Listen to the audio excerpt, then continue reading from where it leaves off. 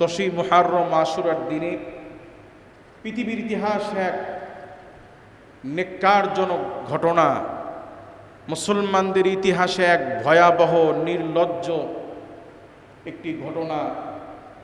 61 হিজরিতে এই পৃথিবীর সর্বশ্রেষ্ঠ মহামানব, আল্লাহর সৃষ্টির সর্বশ্রেষ্ঠ মাখলুক, আল্লাহর সবচেয়ে মুহাব্বতের পেয়ারা পয়গম্বর, আল্লাহর সবচেয়ে পেয়ারা বন্ধু, আখিরি জামানার পয়গম্বর, খৈরুল বাশার, খৈরুল আম্বিয়া, ইমামুল মুরসালিন, নবী সাল্লাল্লাহু আলাইহি ওয়াসাল্লামের প্রিয় দৌহিত্র, রসুলের কলিজার টুকরা নাতি ইমাম হুসাইন রাদিয়াল্লাহু তাআলা আনহু কারবালার ময়দানে যেদিন শাহাদাত বরণ করেছিলেন, যেদিন নবী পরিবারের আহলে বায়াতের সদস্যদের মধ্যে অন্যতম ইমাম হুসাইন রাদিয়াল্লাহু তাআলা আনহুকে যেই দিন হত্যা করা হয়েছিল, সেই শাহাদাতের তারিখটিও ছিল ইয়াউমে আশুরা, মুহররমের 10 তারিখ। রোজার সাথে ইমাম হুসাইন রাদিয়াল্লাহু তাআলা আনহুর সম্পর্ক নেই, কারণ এটি কারবালার ঘটনা সংঘটিত হয়েছে নবী সাল্লাল্লাহু আলাইহি ওয়াসাল্লামের ইন্তিকালের পরে। কথা বলেন ঠিক কি না? সুতরাং রোজার যে বিষয়টা, সেটা হচ্ছে মুসা আলাইহিস সালাতু ওয়াস সালামের মুক্তিকে কেন্দ্র করে, কিন্তু আল্লাহ পাকের লিখন, আল্লাহ পাকের ইচ্ছা, এই 1 তারিখে পৃথিবীতে এক নেক্কারজনক ঘটনা, যে মুসলমানদের হাতে আহলে বায়াতের অন্যতম সদস্য, নবীজির কলিজার টুকরা ইমামে হুসাইন রাদিয়াল্লাহু তাআলা আনহু যেদিন শহীদ হন, শাহাদাত বরণ করেন, সেই দিনটিও ছিল ইয়াউমে আশুরার দিন। কাজী সময়ের দাবি আহলে বায়াতের সদস্যদের নিয়ে কিছু আলোচনা করা। মুআজ্জিজ হাজিরিন, তাহলে আল্লাহর রাসূলকে এক নজর দেখার কারণে একজন মানুষের মর্যাদা যদি এত বেড়ে যায়, সরাসরি যারা আল্লাহর নবীর আহলে বায়াতের সদস্য, যারা রাসূলের পরিবারের সদস্য, তাদের মর্যাদা আল্লাহর কাছে কম না বেশি? আমরা নামাজের মধ্যে যে দরুদ ইব্রাহিম পড়ি, এই দরুদের মধ্যে আমরা বলি আল্লাহুম্মা সাল্লি আলা মুহাম্মাদ ওয়া আলা আলি মুহাম্মাদ কামা সাল্লাইতা আলা ইব্রাহিম ওয়া আলা আলি ইব্রাহিম। আল্লাহু আকবার বলেন। কোটি কোটি উম্মত নামাজের মধ্যে আমরা দরুদ শরীফে পড়ি আল্লাহুম্মা সাল্লি আলা মুহাম্মাদ ওয়া আলা আলি মুহাম্মাদ। রব্বুল আলামিন, আয় আল্লাহ, মুহাম্মদ সাল্লাল্লাহু আলাইহি ওয়াসাল্লামের উপরে এবং তার আহলে বায়াতের উপরে, মুহাম্মদ সাল্লাল্লাহু আলাইহি ওয়াসাল্লামের উপরে এবং মুহাম্মদ সাল্লাল্লাহু আলাইহি ওয়াসাল্লামের পরিবার বর্গের উপরে শান্তি বর্ষণ করুন, বরকত বর্ষণ করুন, ওই রকম কামা বারাকতা আলা ইব্রাহিম ওয়া আলা আলি ইব্রাহিম। আয় আমার রব, ইব্রাহিম আলাইহিস সালাতু ওয়াস সালাম এবং তার পরিবার বর্গের উপরে যে রকম আপনি শান্তি বরকত নাজিল করেছেন মুহাম্মদ সাল্লাল্লাহু আলাইহি ওয়াসাল্লামের উপরে এবং তার আহলে বায়াতের উপরে, পরিবারের উপরে, ওই রকম শান্তি বারাকা নাজিল করুন। এই দোয়া আমরা পড়ি কি পড়ি না?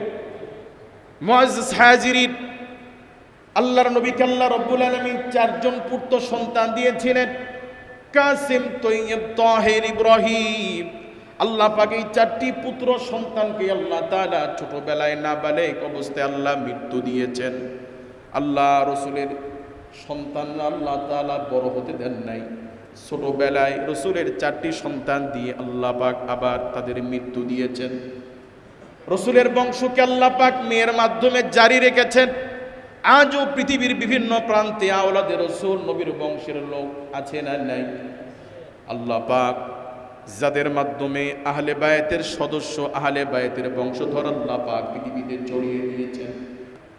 নবী সাল্লাল্লাহু আলাইহি ওয়াসাল্লামকে ঈমানের সাথে এক নজর কোনো ব্যক্তি দেখেছে এবং ঈমান নিয়ে মৃত্যুবরণ করেছে, তিনি আসহাবে রসুল, তিনি রসুলের সাহাবী, তিনি রসুলের কি? এমন ব্যক্তির মর্যাদা আল্লাহ তাআলা বলছেন রাদিয়াল্লাহু তাআলা আনহু ওয়া রাদু আন, নবীজির সমস্ত সাহাবীর উপরে আল্লাহ তাআলা সন্তুষ্ট, তারাও আল্লাহর প্রতি সন্তুষ্ট। রসুলের সমস্ত সাহাবী ছিলেন মাগফুর, আল্লাহ পাক সমস্ত সাহাবীকে ক্ষমা করে দিয়েছেন। রসুলের প্রতিটি সাহাবী আসহাবিকান নুজুম, আকাশের তারকারাজির সমতুল্য। বর্তমান সময়ের সমস্ত আলেম ওলামা পীর মাশায়েখকে একত্রিত করলেও একজন সাহাবীর সমমর্যাদার হবে না। সুবহানাল্লাহ বলবেন না? রসুল বলেছেন সুম্মাল্লাযীনা ইয়ালুনাহুম সুম্মাল্লাযীনা ইয়ালুনাহুম, নবীদের পরে পৃথিবীর শ্রেষ্ঠ মানুষ হচ্ছে আমার সাহাবায়ে কেরাম। সাহাবায়ে কেরামের পরে পৃথিবীর শ্রেষ্ঠ মানুষ হচ্ছে তাবিঈগণ। তাবিঈ কারা? যারা সাহাবায়ে কেরামকে ঈমানের সাথে এক নজর দেখেছেন এবং ঈমান নিয়ে মৃত্যুবরণ করেছেন, তিনি তাবিঈ। তিনি কি?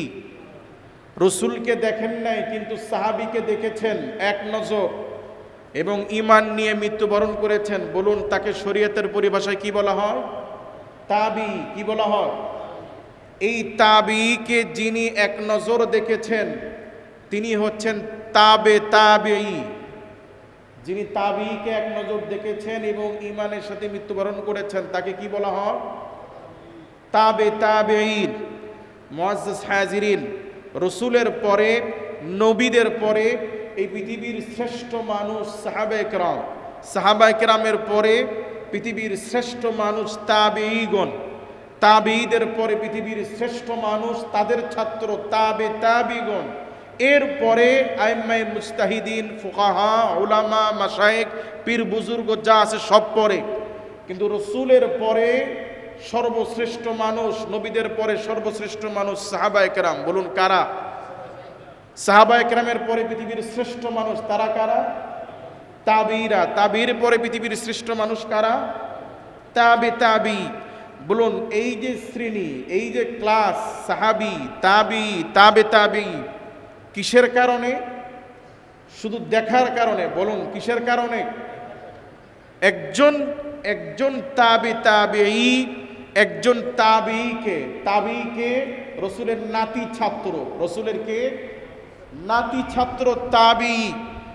এই রসুলের নাতি ছাত্র, সাহাবীর ছাত্র, অর্থাৎ রসুলের নাতি ছাত্র, তাকে এক নজর দেখার কারণে একজন ব্যক্তি তাবে তাবিঈ হয়ে গিয়েছে।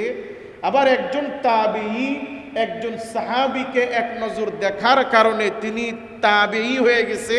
তাহলে এই দর্শন, এই দেখার ফজিলত আছে না নাই? এই জন্য সাহাবিকান নুজুম, রসুলের প্রতিটি সাহাবী আকাশের তারকা সমতুল্য। সাহাবায়ে কেরাম হচ্ছেন মিআরে হক, সাহাবায়ে কেরাম হচ্ছেন সত্যের মাপকাঠি। সমালোচনার ঊর্ধ্বে তারা, তাদের সমালোচনা করা সর্বদিক্রমে হারাম। সাহাবায়ে কেরামের সমালোচনা করা উম্মতের জন্য হারাম। বলুন সমালোচনা করা কি?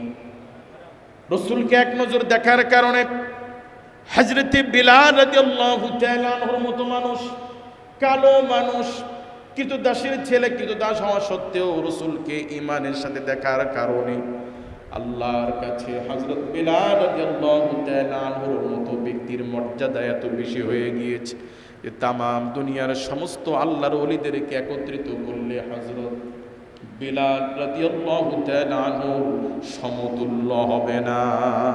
সুবহানাল্লাহ।